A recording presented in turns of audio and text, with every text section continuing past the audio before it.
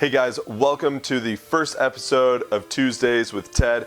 I'm obviously Ted, and today we are talking about how comparison is the enemy of success. So when I got out into the real world and really out of high school as well, it was super easy for me to look around and see my friends be successful at this or that and think, wow, why don't I have that? Like, I have friends that have Mercedes or houses in their lower 20s.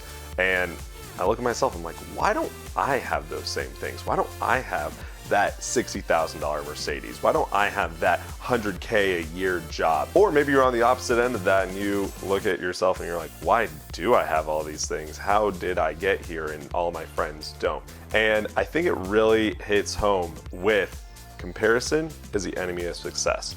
So I think what a lot of people end up doing is they look around and they start comparing themselves. They say, why do they have that and I don't?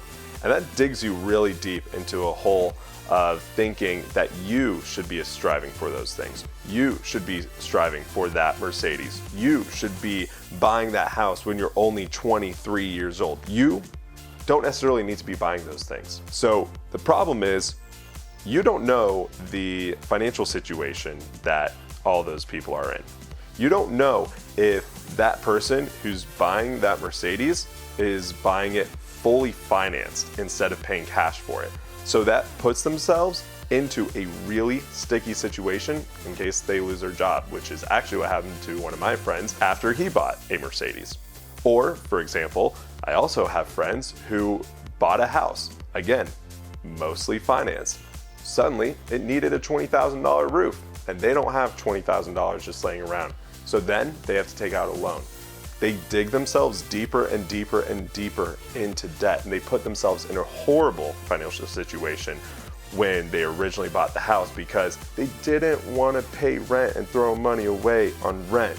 Suddenly, they're throwing $20,000 down the drain for a roof on top of a mortgage that they probably can't afford. So my call to action to you is to look at your life and think, what do I want my life to look like in the next 1 to 5 years? Then create goals based on that. That's it. And then you know exactly what you need to be aiming for. So that when you have that friend that buys that Mercedes, you have that friend that gets that $100K a year job, you have that friend that buys that really cool house and they're really young, you don't look at that and say, that's where I should be right now. You look at that and say, that's so great for them. And you can be genuinely happy for them, but you know exactly what you need to be focusing on. So, all in all, do the right thing for you and stop comparing, because comparison is the enemy of success. And with that, I will see you next week for another episode of Tuesdays with Ted.